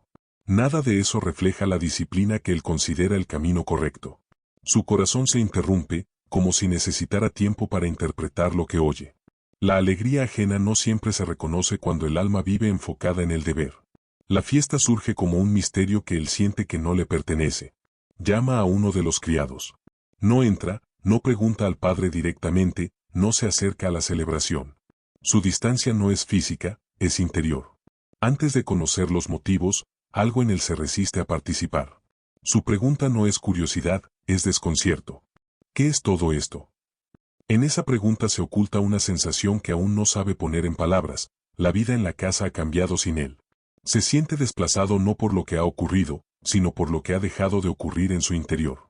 El hijo mayor ha vivido siempre cerca del padre, pero no necesariamente cerca del corazón del padre. El criado le responde con una frase que ilumina la escena, pero que también comienza a abrir una herida latente. Tu hermano ha venido, y tu padre ha hecho matar el becerro gordo, por haberle recibido sano y salvo. No dice tu hermano menor. No dice el que se fue. No dice el que malgastó la herencia. Dice simplemente tu hermano. Un vínculo, un lazo, una verdad que no depende del error ni del resentimiento. Pero para el hijo mayor, esa palabra cae como un peso inesperado. La llegada de su hermano activa sentimientos que habían permanecido dormidos bajo capas de trabajo y obediencia. No se alegra. No corre. No pregunta cómo está. No celebra el regreso. Lo que escucha no despierta compasión, sino una tensión silenciosa. No siente la pérdida como pérdida, ni el regreso como ganancia. Ha vivido tanto tiempo cumpliendo, que su corazón ha endurecido la sensibilidad hacia lo inesperado. En esa frase del criado, el hijo mayor percibe algo que no soporta, la alegría del padre por alguien que él considera indigno de tal alegría. El hijo mayor conoce la historia. Sabe que el menor se marchó. Sabe que pidió su herencia como quien exige derechos sin haber completado el camino. Sabe que la desperdició en una vida que él jamás se permitiría. Sabe que su padre sufrió. Lo sabe todo. Y ahora, al escuchar que ese hermano ha sido recibido sano y salvo, su alma se indigna. No porque desee verlo sufrir, sino porque no comprende que su regreso pueda producir fiesta mientras él, que nunca se fue, nunca recibió celebración alguna. La distancia entre ambos hermanos no se creó en el momento en que uno partió, se creó en el momento en que el otro se quedó sin comprender por qué. El hijo mayor ha vivido al lado del padre, pero sin entrar en su alegría. Ha trabajado junto a él, pero sin compartir su corazón. Ha obedecido las reglas, pero no ha aprendido el lenguaje del amor. Su fidelidad ha sido comportamiento, no comunión. Por eso ahora, cuando la casa se llena de música, él se siente extraño dentro de su propio hogar. La noticia de la fiesta despierta en él un sentimiento que nunca había reconocido, la sensación de haber sido ignorado. No comprende que la celebración no es un premio para el hijo menor, sino una expresión del corazón del padre. Su visión del mundo está construida sobre una lógica que mide mérito y recompensa. Pero el amor del padre se mueve en un nivel distinto. No celebra conductas, celebra vidas. No premia historias perfectas, abraza historias rotas. Para el hijo mayor, eso es injusto. Para el padre, eso es misericordia. La indignación comienza a tomar forma dentro de él. No es un enojo impulsivo, sino un resentimiento acumulado. Por años ha trabajado, obedecido, permanecido. Por años ha visto la casa desde la perspectiva del deber. Por años ha esperado, quizás sin admitirlo, un reconocimiento que nunca llegó. El regreso del hermano se convierte en un espejo incómodo. Y en ese espejo, el hijo mayor ve algo que nunca quiso enfrentar, su obediencia ha carecido de alegría. El campo representa su vida, un espacio amplio, fecundo, difícil, lleno de responsabilidad. Allí ha dedicado sus días. Allí ha probado su fidelidad. Allí ha construido una identidad basada en lo que hace, no en lo que comparte con su padre. Por eso ahora, cuando la música suena y la vida irrumpe en la casa, él se siente ajeno. La fiesta no lo excluye, él se excluye de la fiesta. El hijo mayor permanece afuera, al borde de la casa iluminada. Su cuerpo está cerca, pero su alma está lejos. Vive en una distancia diferente a la del hijo menor. El menor se fue físicamente y volvió espiritualmente. El mayor nunca se fue físicamente, pero su corazón ha estado lejos sin saberlo. El regreso del hermano menor revela esa distancia oculta. La fiesta no solo celebra el regreso, expone el lugar donde cada hijo se encuentra. Hay un punto en el que la fidelidad puede volverse orgullo, y el orgullo puede volverse resentimiento. El hijo mayor cree merecer más porque ha hecho más. Cree que la casa debería funcionar según la lógica del mérito. Pero el corazón del padre no se mueve por comparación. No ama más al hijo que se queda, ni menos al que regresa. Ama a ambos desde su hondura, con un amor que no mide trayectorias, sino la verdad que cada uno lleva dentro. El hijo mayor no lo entiende. No lo entiende aún. Lo que ve es un hermano que vuelve después de malgastar su herencia, y un padre que celebra ese regreso como si nunca hubiera habido ruptura. Y esa celebración despierta en él un enojo que no sabía que habitaba dentro de su alma. Ese enojo no es contra su hermano, es contra el amor del padre que parece haber ignorado sus años de obediencia silenciosa. Pero aunque él no lo vea, ese amor está a punto de dirigirse hacia él también. Porque la parábola no narra solo la caída del hijo menor, sino la herida soterrada del mayor. Y así como el padre corrió hacia el primero, ahora saldrá hacia el segundo. La fiesta no deja fuera a nadie. La misericordia no permite que un hijo se pierda en la distancia sin ir a buscarlo. El hijo mayor aún no lo sabe, pero la misma gracia que abrazó al menor está a punto de dirigirse hacia él. La música continúa. La casa vibra con la celebración. Y en la quietud del campo, donde aún se encuentra el hijo mayor, una verdad empieza a revelarse. No basta con permanecer en la casa, es necesario entrar en el corazón del padre. El resentimiento que nace del deber. Lucas 15, 28-30. Él se irritó y no quería entrar, pero su padre salió y le rogaba. Entonces él respondió a su padre: Hace tantos años que te sirvo sin desobedecer jamás una orden tuya, y nunca me has dado un cabrito para tener una fiesta con mis amigos. Pero cuando ha venido ese hijo tuyo que ha devorado tu hacienda con prostitutas, has matado para él un novillo cebado. El hijo mayor, al escuchar la explicación del criado, permite que la indignación que llevaba oculta en su interior salga a la superficie. Su enojo no es momentáneo, es la expresión acumulada de años de fidelidad interpretada como sacrificio. Ha vivido convencido de que la obediencia le otorgaba un derecho especial sobre el corazón del padre. Ahora, al ver la fiesta en honor del hermano que se perdió, siente que su esfuerzo ha sido ignorado. La música no le habla de alegría, sino de injusticia. La celebración no despierta gratitud, sino amargura. No entra. Su cuerpo se detiene a distancia de la casa, como si el umbral marcara una frontera que su corazón no desea cruzar. Afuera, en el campo, se siente seguro en su lógica. Dentro, todo le parece un desorden incomprensible. La fiesta contradice la manera en que él entiende lo correcto. El hijo mayor se mantiene firme en su enojo. Pero el padre, que ha sentido la ausencia del menor durante tanto tiempo, ahora siente la ausencia emocional del mayor. La fiesta está llena, pero la casa está incompleta. El padre sale. Ese gesto contiene una ternura que el hijo mayor no percibe. El padre sale no porque la fiesta sea menos importante, sino porque ningún festejo tiene sentido con un hijo afuera. Así como corrió hacia el menor, ahora camina hacia el mayor. No corre, porque el mayor no está perdido en la distancia, sino en el orgullo. No lo empuja, no lo exige, no lo reprende. Le ruega. Esa palabra revela la suavidad del amor que busca no imponer, sino invitar. El padre no pretende corregirlo con autoridad, intenta alcanzarlo con humildad. El hijo mayor, sin embargo, no percibe la ternura del gesto. Lo único que ve es la aparente injusticia. Responde desde la herida.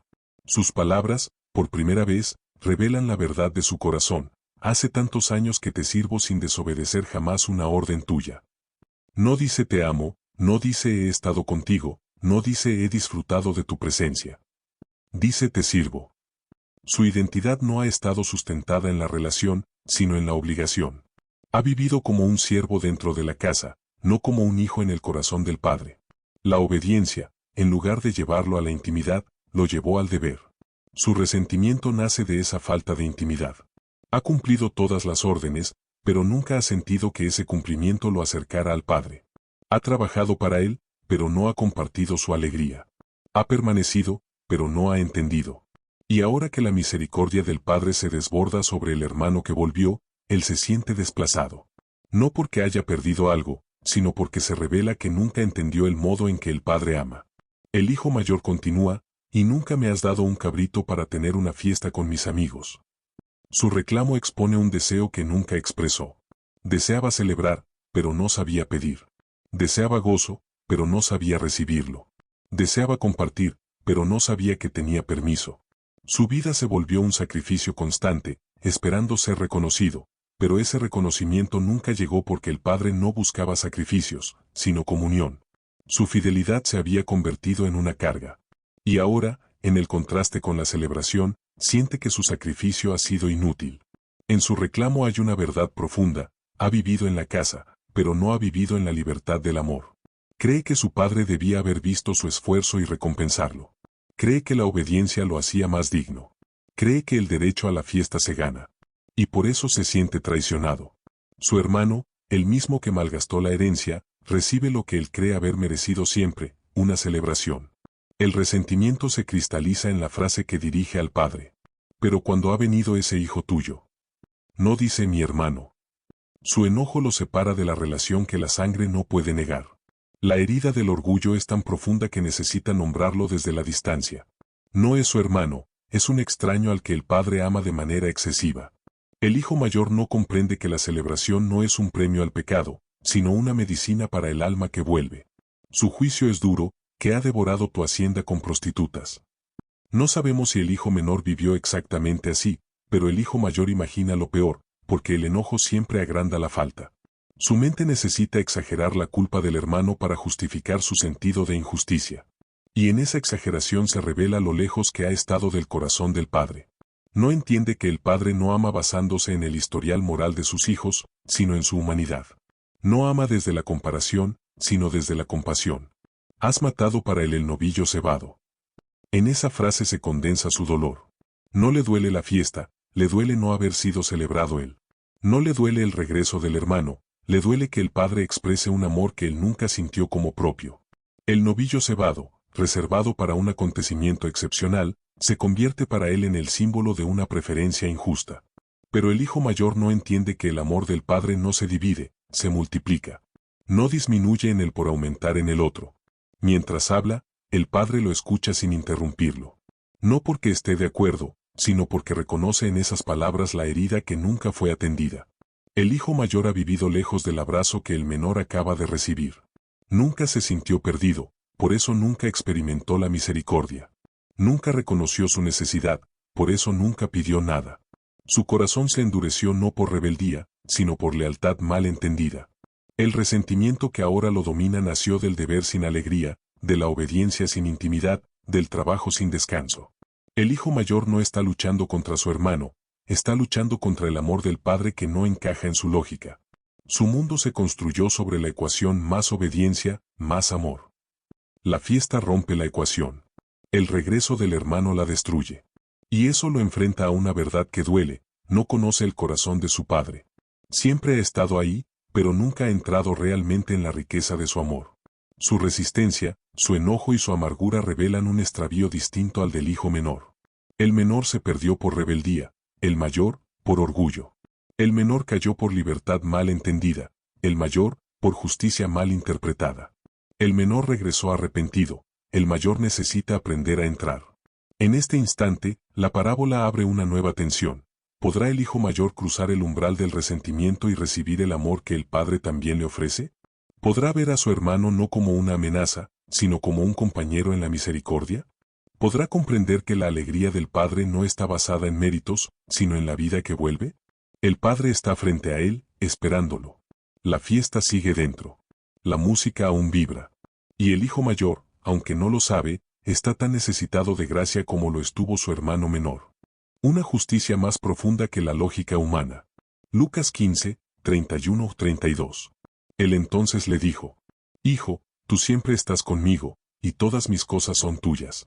Mas era necesario hacer fiesta y regocijarnos, porque tu hermano estaba muerto y ha revivido, se había perdido y es hallado. El padre escucha en silencio el reclamo del hijo mayor. No lo interrumpe, no se defiende, no lo corrige con dureza. Permite que sus palabras revelen lo que por años había permanecido escondido bajo la apariencia de obediencia. Cuando el hijo termina, se hace un breve silencio, un espacio en el que la tensión queda suspendida en el aire. En ese instante, el padre mira a su hijo mayor con una ternura que no disminuye por la dureza de sus palabras. Lo mira como quien ve la herida antes que el enojo, la soledad antes que el reproche. Entonces habla. No para justificar la fiesta. No para explicar la decisión. Habla para tocar el corazón de su hijo. Hijo, tú siempre estás conmigo. La frase no lleva reproche, lleva memoria. No dice siempre has estado aquí, sino estás conmigo. La diferencia es profunda. El Padre no señala la permanencia física, sino la comunión disponible. Le recuerda que nunca ha sido un siervo cumplidor, sino un hijo acompañado. Su vida no ha estado marcada por la ausencia de celebraciones, sino por la presencia constante del Padre. Esa afirmación revela algo que el hijo mayor nunca vio. No estaba trabajando para ganarse el amor del Padre, estaba viviendo dentro de él. Mientras el menor vagaba, el mayor compartía mesa, vida, tiempo. Sin embargo, la costumbre había opacado esa riqueza hasta volverla invisible. La cercanía se transformó en rutina, y la rutina en sensación de deuda. El hijo mayor no se sintió privilegiado por estar siempre con su padre, se sintió ignorado. Pero la verdad que el Padre pronuncia ahora expone el error de esa percepción. Él no vivía en una casa donde debía ganarse un puesto, vivía en un hogar donde su presencia era un regalo. El Padre continúa, y todas mis cosas son tuyas. No dice serán, ni podrán ser, ni lo evaluaremos. Dice son. Esa palabra derrumba la lógica del mérito con la que el hijo mayor ha interpretado la vida. No debía ganarse nada, ya lo tenía todo. No debía demostrar nada, ya era heredero. No debía luchar por reconocimiento, ya ocupaba un lugar irreemplazable. La herencia del Padre no se distribuye con base en el esfuerzo, sino con base en la relación. La riqueza no estaba en el novillo cebado, ni en la fiesta, ni en la atención del día. La riqueza estaba en la vida compartida que el hijo mayor nunca había reconocido. La revelación es profunda, pero el Padre no se detiene ahí. Sabía que la herida del hijo mayor no se cerraría con la afirmación de su valor, sino con la comprensión del valor del otro. Por eso añade, más era necesario hacer fiesta y regocijarnos. No dice lo decidí o quise hacerlo, sino era necesario. La misericordia no es un capricho, es una necesidad del amor. Para el Padre, celebrar no era una opción emocional, sino una respuesta inevitable ante el regreso de la vida. La fiesta no fue un exceso, fue fidelidad al corazón que ama. El hijo mayor no comprende aún esa necesidad porque su concepto de justicia está construido sobre el equilibrio, no sobre la compasión. Pero el Padre no habla desde la justicia humana, habla desde la justicia del amor. Para él, celebrar no es ignorar el pasado, sino honrar el presente. No es premiar al extraviado, sino restaurar al que vuelve. No es rebajar la fidelidad del mayor, sino reconocer que la vida ha triunfado sobre la pérdida. La alegría no niega la responsabilidad, la trasciende. El Padre añade entonces lo que el hijo mayor más necesitaba oír, aunque quizás no lo sabía, porque este es tu hermano. No, ese hijo mío, aquel que volvió, el que falló. Este es tu hermano. El Padre deshace la distancia que el resentimiento había construido. Devuelve la relación que el enojo había roto. No permite que el hijo mayor se oculte tras el juicio.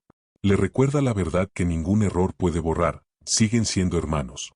La parábola no es solo la historia de un hijo que regresa, sino de otro que necesita aprender a amar. El Padre sabe que el corazón del hijo mayor no sanará mientras mire al menor como rival. Por eso lo reinstala en el lugar que la herida había ocultado, no competidor, sino hermano. Estaba muerto y ha revivido. El Padre no romantiza el extravío. Reconoce su gravedad. El menor no estaba simplemente lejos, estaba espiritualmente desorientado, desconectado de su identidad. Cuando alguien vuelve a la verdad, la vida se renueva en él. Esa renovación merece fiesta no porque borre el pasado, sino porque anuncia un futuro distinto. El Padre no celebra la caída, celebra la vida que renace. Se había perdido y es hallado. La pérdida no significa desaparición, sino desconexión. El hijo menor había perdido el camino hacia sí mismo, hacia su familia, hacia su hogar. Ahora ha sido hallado, no por su propio mérito, sino por el amor que lo esperaba. Ese hallazgo no disminuye el valor del hijo mayor, simplemente revela el corazón del Padre, que es suficientemente grande para abrazar a ambos en sus caminos distintos. Mientras el Padre habla, la herida del hijo mayor queda expuesta a la luz. Lo que él siempre quiso no fue un cabrito, ni una fiesta, ni reconocimiento. Quiso sentirse amado de manera visible. Quiso una celebración que confirmara su valor. Quiso que su permanencia fuera vista. Ahora, al escuchar al Padre, comprende que siempre fue visto, pero desde una perspectiva que él nunca había considerado, no como siervo obediente, sino como compañero constante. El padre no celebró al hijo mayor porque su vida completa era una celebración continua de estar juntos. Pero ese entendimiento exige que el hijo mayor abandone la lógica del mérito y entre en la lógica de la misericordia. La fiesta del hermano no niega su valor, revela la amplitud del amor del padre. Para que el hijo mayor entre en la casa, debe permitir que su corazón se quebrante, no por la injusticia que imagina, sino por la ternura que se le ofrece. Debe comprender que el amor del padre no se divide entre dos, sino que se expande para sostenerlos a ambos. La escena queda suspendida en un dilema. El padre invita, la fiesta continúa, el hermano ha regresado, la casa está abierta. Pero el hijo mayor todavía tiene que decidir si entra. La parábola no dice cuál fue su decisión. Y ese silencio no es casual. El padre no obliga, invita. La parábola no cierra la historia del hijo mayor porque su transformación no depende del relato, sino del oyente. Cada corazón decide si entra a la fiesta de la misericordia o permanece afuera sosteniendo la lógica del resentimiento. Lo que queda claro es que la justicia del Padre no es la del equilibrio, sino la de la compasión. No reparte amor según méritos, sino según necesidades. No castiga la caída, sino que celebra el regreso. Su amor no se agota, no se divide, no se negocia. Su amor no responde a la conducta, sino a la identidad. Y esa justicia, tan distinta a la humana, es la que abre la puerta para ambos hijos. El menor entra por gracia. El mayor puede entrar por humildad. La fiesta está preparada para los dos. La casa los espera. Y el padre permanece en la puerta extendiendo su mano. La fiesta del alma reconciliada. Lucas 15, 23-24. Traed el novillo cebado y matadlo, celebremos un banquete. Porque este hijo mío estaba muerto y ha revivido, estaba perdido y ha sido hallado. Y comenzaron la fiesta. La casa está llena de luz. No una luz física, sino la claridad que envuelve un espacio cuando la vida vuelve a su centro. El padre ha pronunciado palabras que atraviesan la historia personal del hijo que regresa, pero también la historia espiritual de todo ser humano que alguna vez ha sentido que se alejaba de su origen. La fiesta no es un acto social. Es una declaración silenciosa del corazón del padre que se expande al reencontrar lo que considera suyo desde el principio. La casa entera respira un aire distinto, como si cada rincón supiera que algo esencial ha sido restaurado. Los sirvientes se mueven con prisa. La mesa empieza a tomar forma. Las lámparas iluminan el espacio con un brillo cálido. El sonido de pasos, de risas contenidas, de voces que se mezclan entre sí, crea un ambiente que contrasta profundamente con el silencio interior que marcó la caída del hijo. La vida ha vuelto. El hogar late con una fuerza renovada. Y en medio de todo, el hijo menor, aún sorprendido, se encuentra rodeado de gestos que no esperaba recibir. Todavía no comprende que la celebración no nace de su conducta reciente, sino del amor que siempre lo sostuvo incluso cuando él mismo no lo veía. Para él, la fiesta es un exceso. Para el padre, es una necesidad. La alegría que lo envuelve no es proporcional a sus méritos, sino a la profundidad de la pérdida que el amor sintió en su ausencia. La fiesta no evalúa, no compara, no calcula. Simplemente responde. El padre sabe que hay alegrías que solo pueden expresarse con plenitud cuando aquello que se daba por perdido vuelve inesperadamente a ocupar su lugar. Ese acto de volver contiene dentro de sí una resurrección, la resurrección de la confianza, de la identidad y del vínculo. El hijo menor se sienta a la mesa sin saber si merece estar ahí. El vestido que lleva sobre sus hombros aún parece demasiado digno para alguien que vivió en la pobreza extrema. El anillo en su mano lo desconcierta cada vez que lo ve brillar. Las sandalias limpias contrastan con los recuerdos del barro donde había estado a punto de perderse para siempre. Su alma está dividida entre la gratitud y la incredulidad. No termina de aceptar lo que está recibiendo porque aún guarda dentro de sí la voz que lo acusa. Pero la casa tiene otro lenguaje, uno que él debe aprender lentamente, el lenguaje de la misericordia. La misericordia no le pide que olvide su pasado, pero tampoco le permite definirse por él. Lo invita a entender que el amor no reescribe la historia, la ilumina desde un final inesperado. En la mesa, rodeado de rostros que celebran, el hijo empieza a notar algo que no había percibido antes. No es el quien se está celebrando. Es la vida que regresa, la identidad que renace, la verdad que vuelve a ocupar el centro. El padre no festeja lo que el hijo hizo, festeja lo que el hijo es. Esa distinción transforma la manera de mirarse a sí mismo. La fiesta avanza. Las voces se elevan. La música entra en sintonía con la alegría interior que envuelve el ambiente. El hijo, sin embargo, no puede evitar un estremecimiento interior.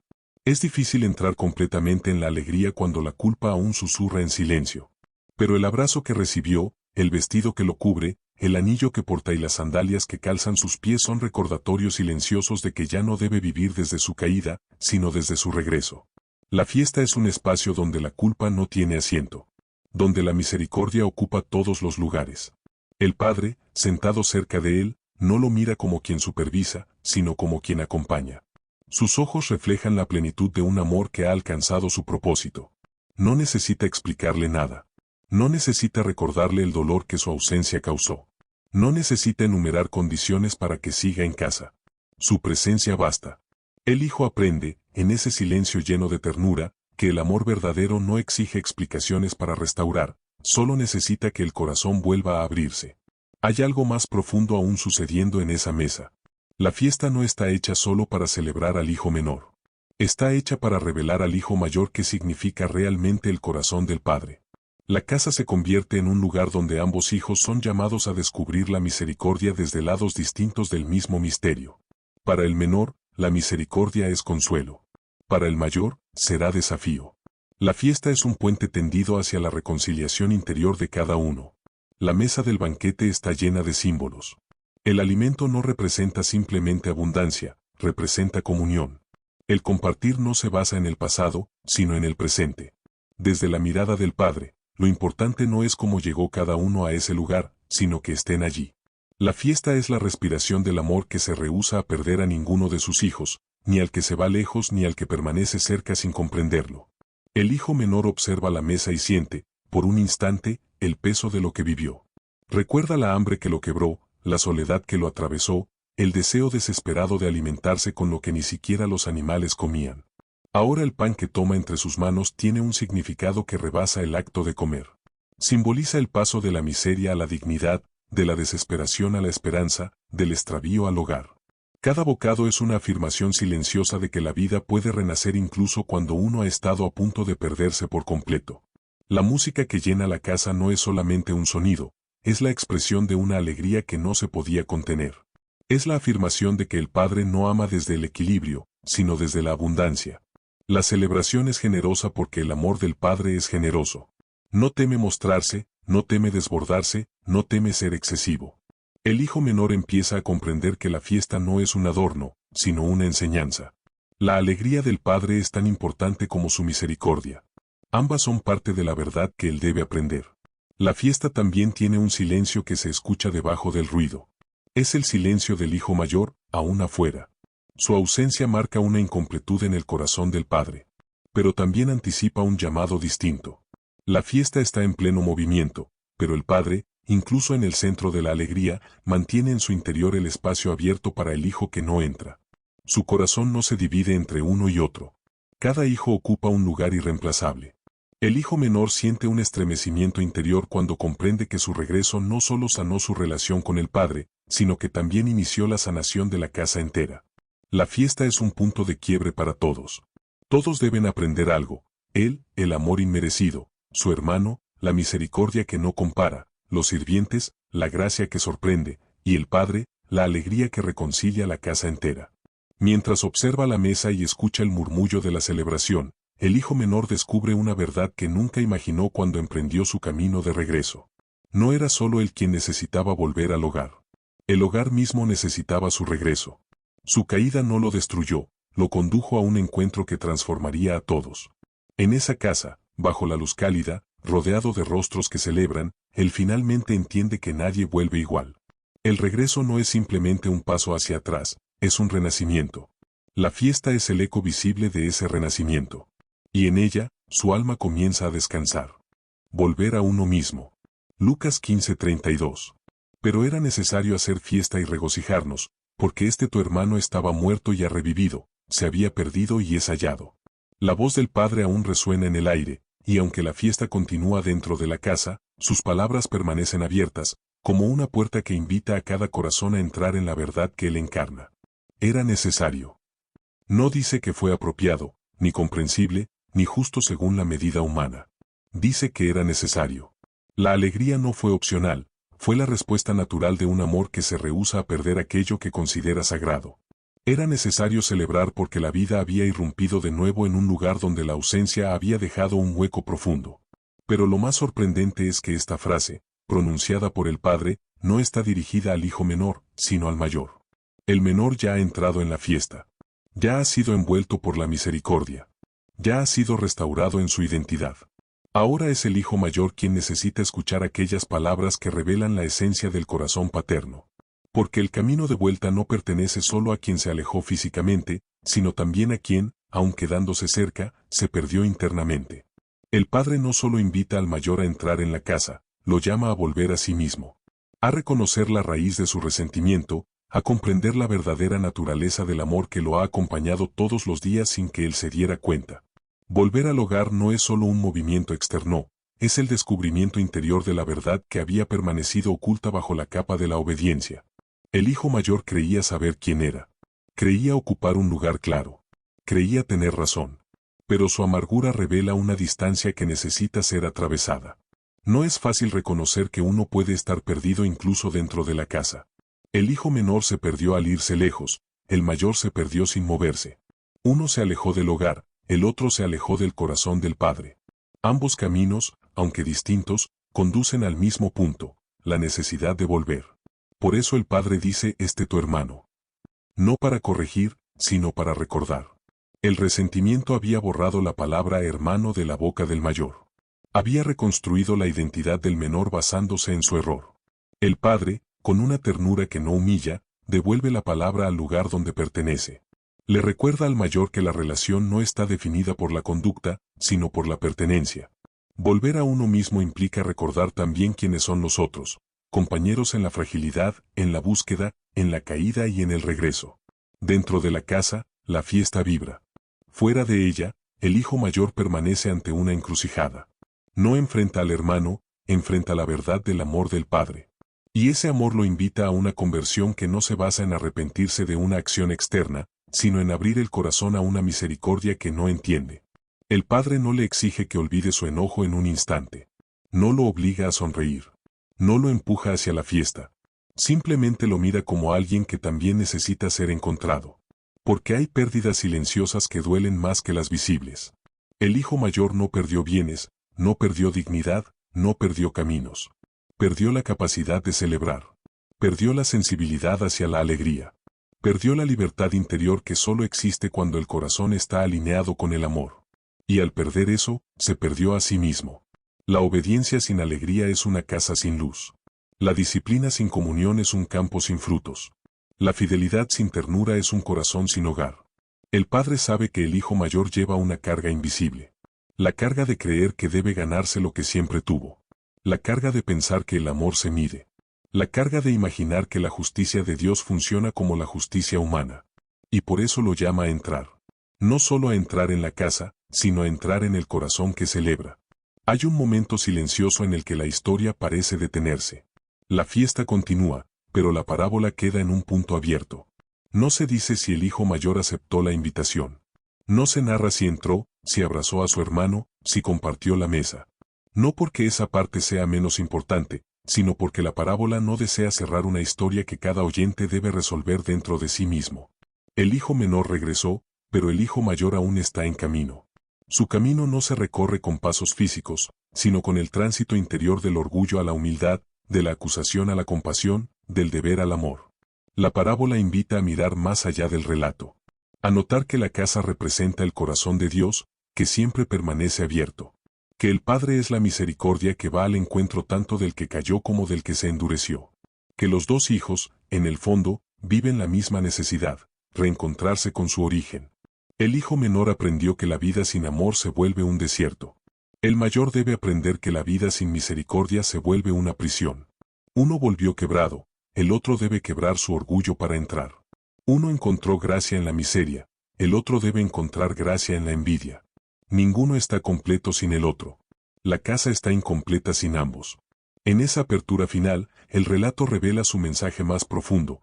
Volver a uno mismo no es un acto de introspección solamente, sino un acto de encuentro. El hijo menor volvió al padre, el hijo mayor debe volver a su propio corazón.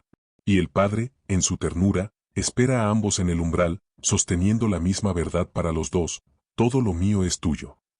La justicia del Padre no castiga al que se va ni premia al que se queda. La justicia del Padre es la misericordia que abraza la fragilidad humana desde cada extremo.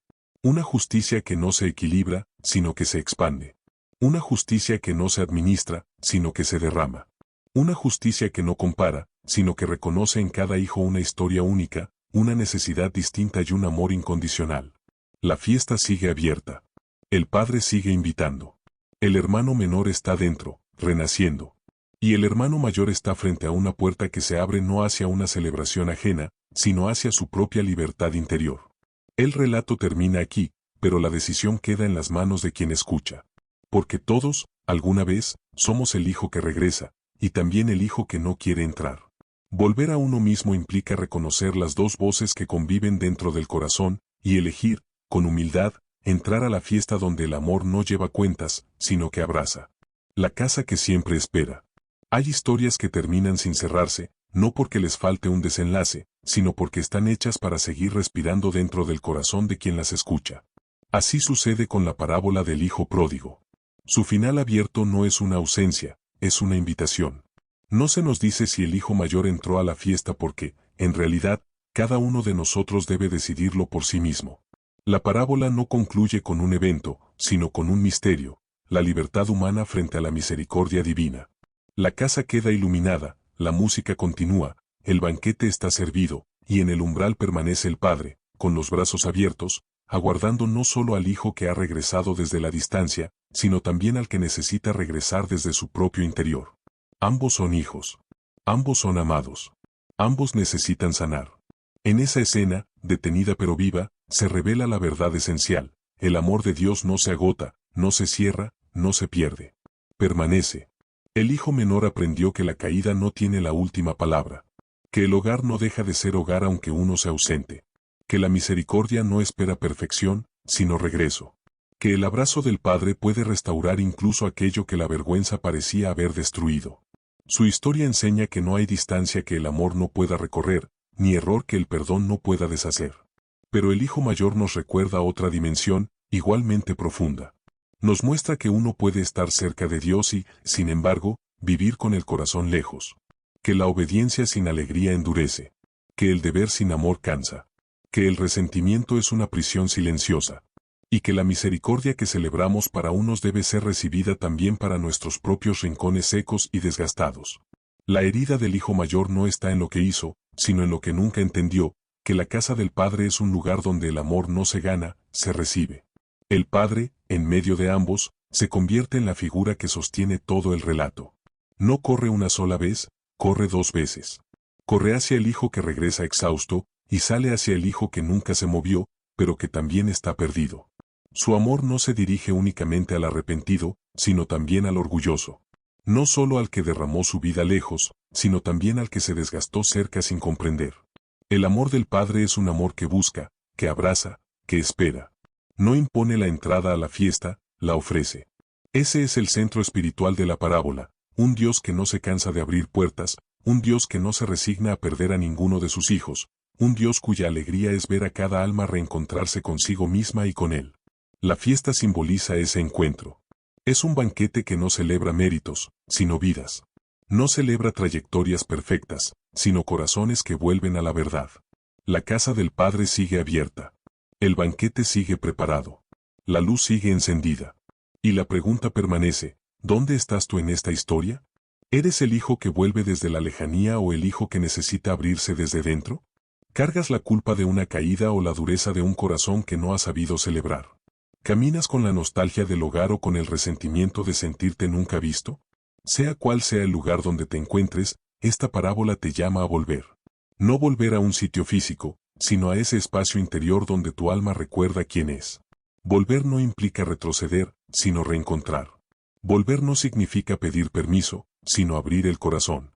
Volver no es un acto de vergüenza, sino de verdad. El Padre sigue en el umbral. No corre esta vez, porque no todos necesitan ser sorprendidos. Algunos necesitan ser invitados. Su mirada no acusa ni compara. Su voz no exige explicaciones. Solo te dice lo mismo que dijo a sus hijos, todo lo mío es tuyo. No te pide que te ganes su amor, sino que lo recibas. No te pide que demuestres tu valía, sino que reconozcas tu pertenencia. No te pide que cambies antes de entrar, sino que entres para poder cambiar. La fiesta de la misericordia es un puente hacia la libertad interior. No se accede a ella desde la perfección, sino desde la humildad. La parábola no obliga a nadie a cruzarlo, pero lo presenta como la puerta hacia una vida reconciliada consigo misma. El hijo menor cruzó el puente cuando aceptó su necesidad. El hijo mayor debía cruzarlo cuando aceptara su fragilidad. Y tú, al escuchar esta historia, también eres invitado a cruzarlo desde tu propio punto de partida. No importa cuán lejos hayas caminado ni cuánto tiempo hayas permanecido con el corazón cerrado. La casa sigue siendo tuya. El padre sigue siendo tu padre. El amor sigue siendo tu origen. Esta historia no te pone fuera, sino dentro. No te pone del lado del juicio, sino del lado de la misericordia. La gracia no es un destino, es un regreso. La parábola termina, pero la invitación continúa. Y es en ese espacio, entre el final del relato y el inicio de tu respuesta, donde la voz del Padre sigue pronunciando su verdad eterna. Estás vivo. Estás visto. Estás amado. Y siempre puedes volver. Si este audiolibro ha tocado algo dentro de ti, si te ha acompañado en un momento de claridad, de búsqueda o de regreso interior, te invito a suscribirte a este canal. Aquí, encontrarás historias que iluminan, palabras que abrazan y narraciones que buscan acompañarte paso a paso en tu camino espiritual. Gracias por estar aquí. Gracias por permitir que estas palabras sean parte de tu vida. Cuando estés listo, vuelve a la casa. Aquí siempre habrá luz para ti. Reflexiones y parábolas que sanan el alma.